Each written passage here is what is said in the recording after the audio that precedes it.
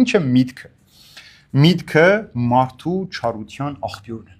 Այսինքն բոլոր մեղքերը այստեղ են հղանում։ Բոլոր մեղքերի գործվելիք հանցանքների, բղծությունների, չարությունների խորհուրդը այստեղ է գրվում, սցենար այստեղ է կազմվում եւ միակն է, որ չի ամանչում,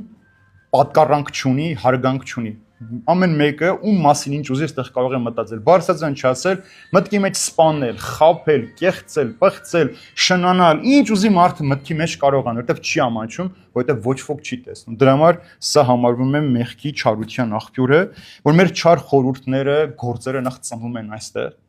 Այստեղ են մարմին առնում, հետեւաբար երբ մարդու միտքը անարգ է դառնում, մեր վերջին մահացու մեղքը ո՞րն է, որ թվարկում ենք, բղջախոհությունը, չէ՞, կամ պղծախոհությունը, այսինքն այստեղ այդ խորհուրդները հասունանում, անարգ է դառնում, դրա մեջ եղած բոլոր ցանկություններն էլ անարգ են դառնում։ Ուրեմն սրանից ավելի վատ